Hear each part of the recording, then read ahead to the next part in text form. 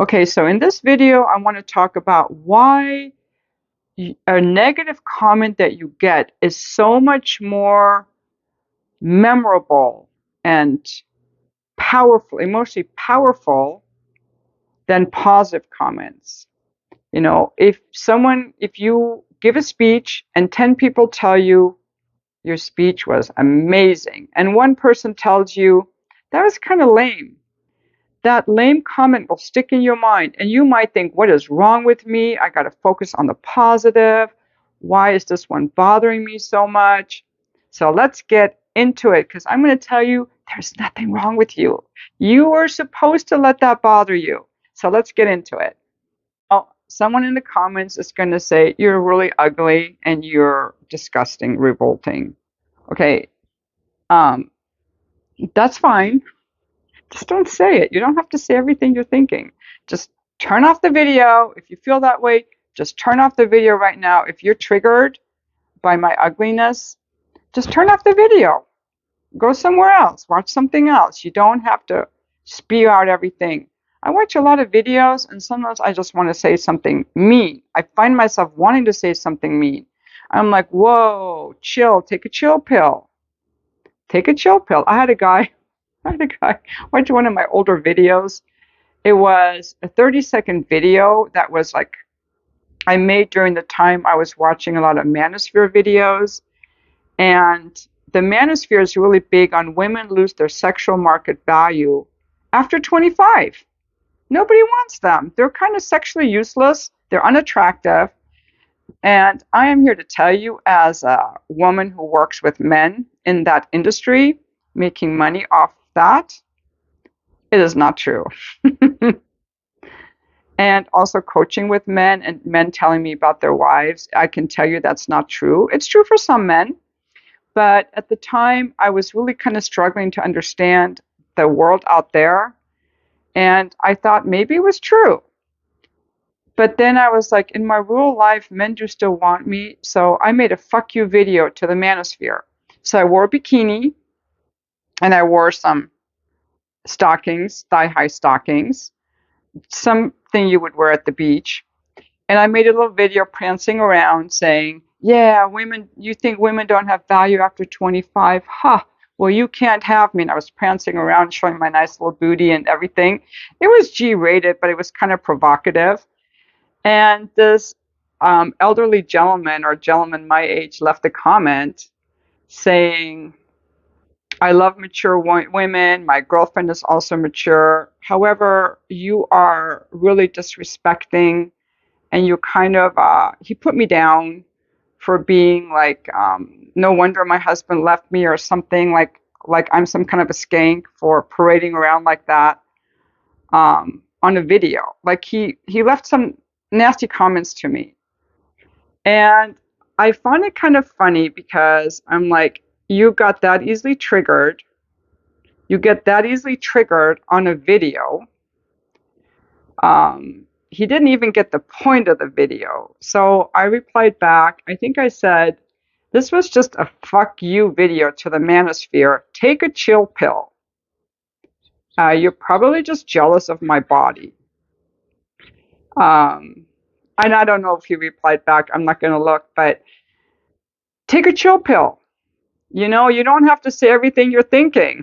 you know, Sometimes when I get really kind of like, I want to leave a nasty comment, I think, let me just take a chill pill. Why do I have to say that? Why am I so triggered by this person? Maybe it's okay to just take a breath and just say nothing. Because the reason that people don't like to get negative comments is because we evolved in historic times where when someone made a threatening comment, our brain registers a threatening comment or mean comment much more. It doesn't mean there's something wrong with you. We all do it. Even Joe Rogan, the master of self-control and discipline, he doesn't read the comments. Okay, why does a negative comment register so much more? Are we just these negative beings? No, it's because take away the phones. This is all new in our human evolution. before before the year 2000, okay, if when we lived in tribes or in communities, in neighborhoods, when someone leaves you a negative comment, you got to perk up because it's a threat to survival. It's a danger. And in your real life, people are not leaving you negative comments. Like neighbors aren't like yelling over your balcony, "Hey, you suck." Because if they did, that would be a threat. They might be out to like end you or steal from you. So our brain, when we hear those kinds of messages, our brain, we go into this like certain mode, you know. We got to be on guard. We got to protect ourselves. It's like a anger, survival, fear all blended into one. So, and these things didn't really happen that often in our pre-phone life. And when they did, we were supposed to go into these modes to protect and defend ourselves. But now that we have phones, we get these messages all the time, and our brain doesn't realize this is just someone talking on a phone. Our brain actually goes into that same anger, fear state that it would if someone was just talking to you from across the street or yelling at you from across the street. And now I finally get why people feel so, why I feel so annoyed with guys just texting me things online or emailing me things online. It's our basic biology, how we're wired. And the phones, communicating over phones, has created this artificial sense that we've somehow transcended or risen above our biology or animal instincts or survival instincts. But we haven't. We still poop, we still fart, we still need to eat food. We still need to drink water and breathe air. And we still make babies in our bodies. Okay? We haven't risen above our humanity at all. No, why should we? So these phones, these interactions over the phones can be very isolating, they can be very triggering because that is not how we naturally evolved. Okay, so when some people will say things over the phone, when I say over the phone, I'm talking about social media, email, texting. A lot of couples get into more fights when they're texting. Because when you're texting, you don't see the person in front of you. When you leave a negative comment on my YouTube channel, you don't see me. You're just like getting triggered by something I'm saying. But if you were standing in front of me, none of you would be leaving negative comments because in my real life, people don't talk negative to me at all. And I don't talk negative to people at all. But it's easy to do it on the videos and the comments. And I think the reason is because we don't see the person in front of us. See, if we see the person in front of us, we're going to have a thing called empathy. I see you. You're right here. I'm in your presence. And we're going to have a sense of, if I start going off on this person that I don't even know, telling them that they're ugly or a piece of shit or their ideas suck, there's going to be a response that I might not like. A social outcasting, a disappointment in them, an anger in them. I don't know what they're going to do. So we're more respectful to people in person. Okay, when we remove the face-to-face interaction and we start texting people or emailing people or doing social media posts or replies or comments or dating apps, we have removed the human element. We have removed our brain's ability to feel empathy and to process. We've lost a lot. And it brings out a very kind of weird part in people that's not really the best. So that's what I want to say about why people get so triggered about the negative comments and why I don't like to read the negative comments. And maybe a thing I will say on them in the future if I come across them, which sometimes I do read the comments, is, would you say this to me if I were standing in front of you? You know, I think that's the best response because I can guarantee you they would not. They would not. Now, I'm fortunate that I'm not getting death threats. There are many YouTubers who are getting death threats for their opinions.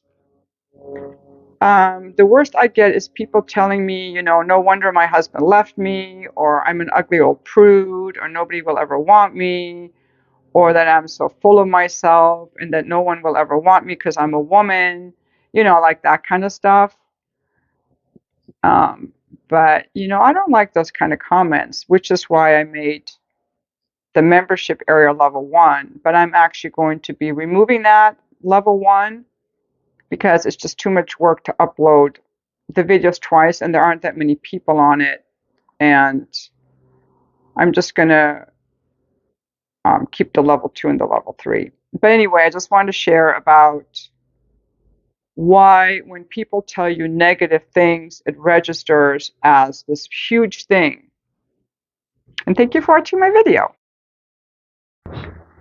Oh yeah, and one more thing I want to say is that the angry comments come only from men. I don't think I've ever had a nasty comment from a woman. Yeah, and there's another YouTuber I watch, and he talked about how he made a video and he got a whole bunch of nasty comments only from the ladies. So it's just kind of interesting, and the angry comments kind of let me know what people's triggers are, because you shouldn't get so mad at some mom making a video that you gotta like lash out. Like you get so charged up, you gotta just like barf your anger at me. But yeah, I don't like it. But it says really more about the person and that person's self-control and how they conduct themselves. Because yeah, I get triggered on YouTube stuff too. I get triggered by things. And when I get triggered, I'm like, I do two things. One is, do I really need to say something?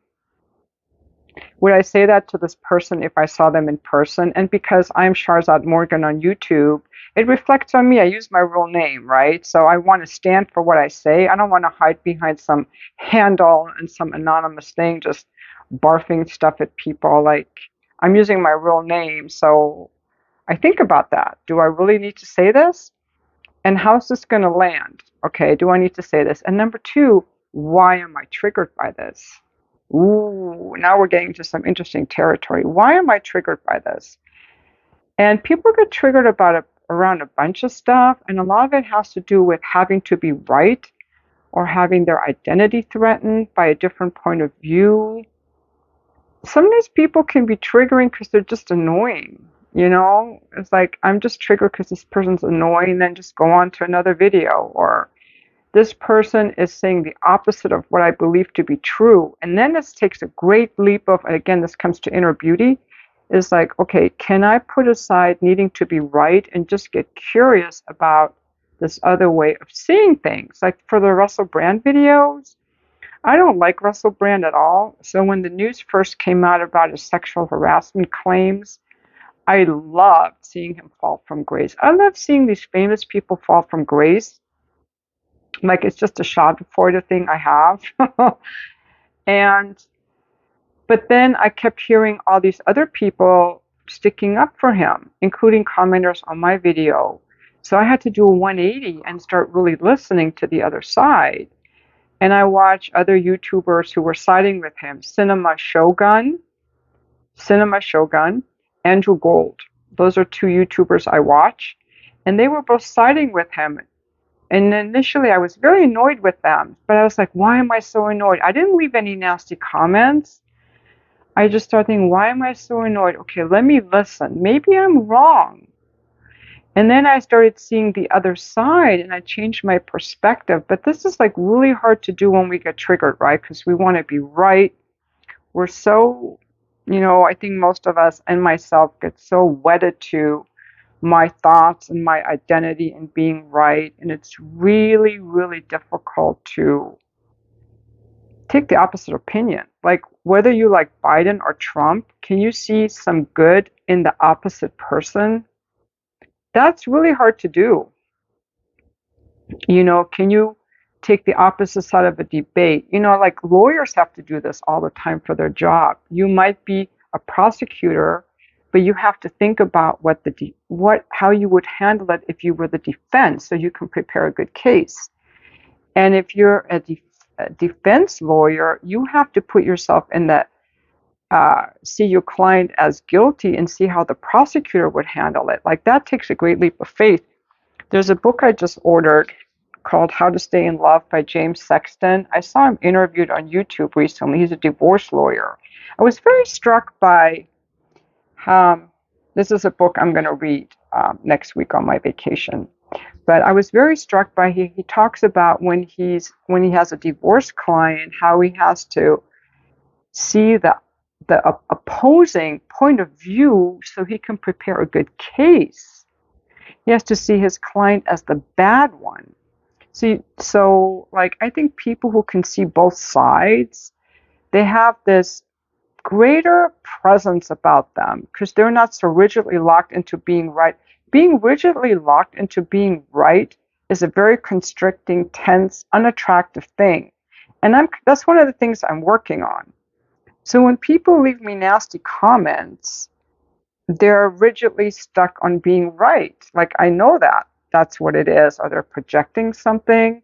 So that's what I want you to think about when you really want to, like, lash out and say something. And if you have that little self-control for a YouTuber, what do you do when you get mad at your wife or your kids or your dog? Are you nicer to them, or are you also nasty? Like, I just think it's good to work on our self-control, and the best thing to do it is to see how you can let out your anger. Like, say you're annoyed with me. You're really angry at something I'm saying. Okay, how can you handle your anger? Because I'm not threatening you at all. I'm just making some videos.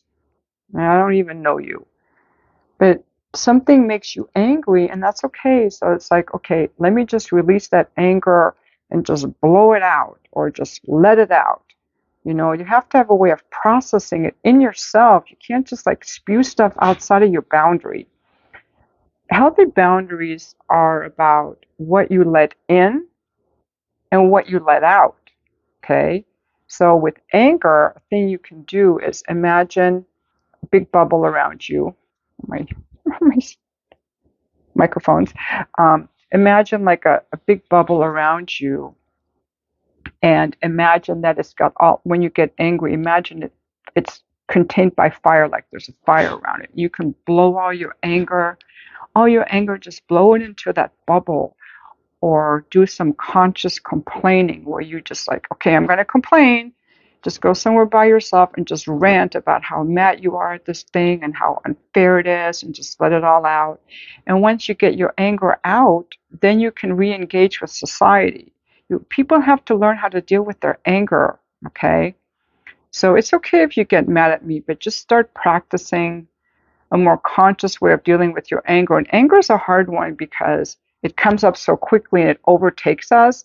And I've been working on my awareness around my anger, taking a breath, calming myself down. It takes a lot of awareness and wanting to. So I'm just making you aware that you don't have to just go off because you're mad. Like, oh, I have a right to tell you this because I'm mad, so I can just barf my anger all over the world. You know, that's maybe what you saw growing up, but that's not respectful to yourself or empowering. It doesn't help with the personal development at all. And so I'm just sharing, you know, like, it's normal to get triggered by me. I get triggered too. So these are growth opportunities. And if someone is really triggering that much, don't watch their videos. Like, if I really trigger you, you shouldn't watch my videos. Why do you want to get annoyed? You know, what does that do for you? Just watch some other videos that you like better. You know, you don't have to watch my stuff. I used to get really annoyed with Eckhart Tolle. There are a bunch of people that used to really annoy me. And now I like their videos. So that's interesting too. Anyway, that's all I want to say. And thank you for watching my video on ranting and getting triggered, and why people leave nasty comments, and why we don't like getting nasty comments, because it actually feels in our bodies like a threat. And thank you for watching my video.